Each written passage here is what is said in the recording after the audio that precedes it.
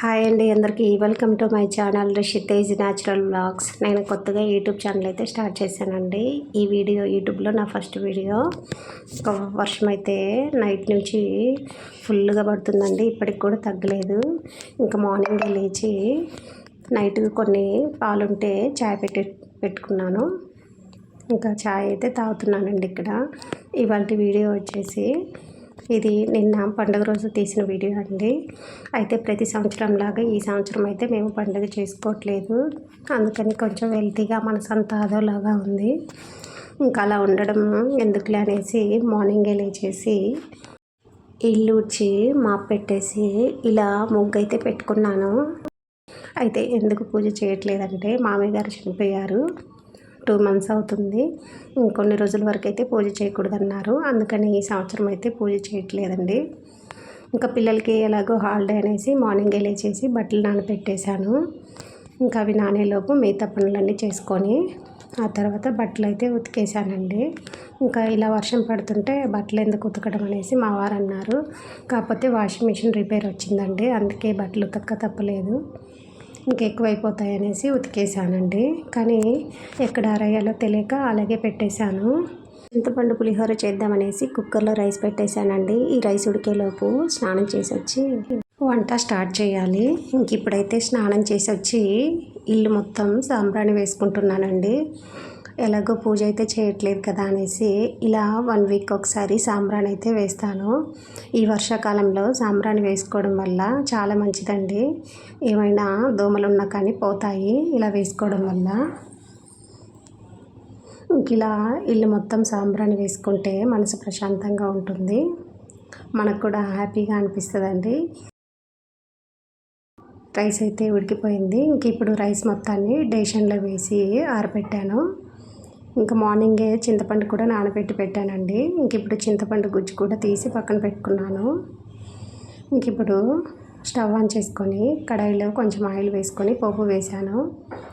పోపు దినుసులు పల్లీలు వేసుకొని కొంచెం వేగిన తర్వాత ఎండుమిర్చి పచ్చిమిర్చి కూడా వేసుకున్నానండి. వీటిని కూడా కొంచెం ఫ్రై చేసుకొని లాస్ట్లో కరివేపాకు వేసుకున్నాను. ఇలా వేసుకొని ఒకసారి ఇదంతా కలుపుకొని ఒక 2 నిమిషాలు ఫ్రై చేసుకొని ఆ తర్వాత ముందుగా తీసిపెట్టిన చింతపండు గుజ్జు కూడా వేసుకున్నాను. చూడండి, ఇలా వేసుకున్న తర్వాత ఒకసారి ఇదంతా కలుపుకొని ఇందులోకి రుచికి సరిపడా కల్లుప్పు వేసుకుంటున్నాను.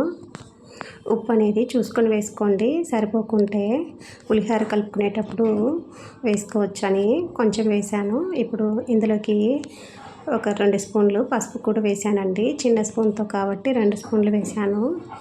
ఇలా వేసుకొని ఒకసారి ఇదంతా బాగా కలిపేసుకున్నాను. ఆ తర్వాత చింతపండు గుజ్జు అనేది ఇలా దగ్గర పడేంత వరకు ఉడికించుకోవాలి. చూడండి, పైన ఆయిల్ తేలేంత వరకు బాగా ఉడికించుకొని ఆ తర్వాత కొంచెం ఇంగు పొడి అయితే వేస్తున్నాను. ఇలా ఇంగు పొడి వేయడం వల్ల పులిహోర అనేది మరింత టేస్ట్గా ఉంటుందండి.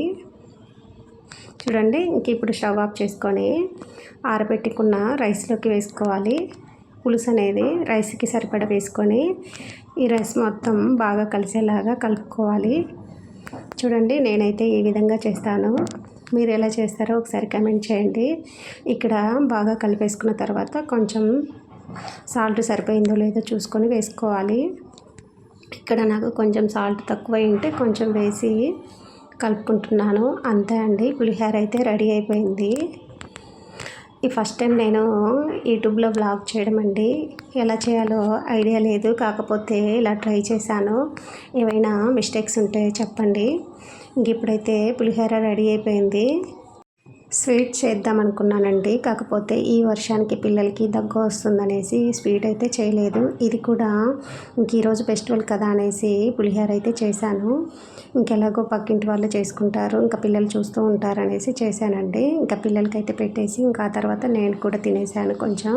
ఇదండి ఇవాళ వీడియో నచ్చితే లైక్ చేసి సబ్స్క్రైబ్ చేసుకోండి. Please support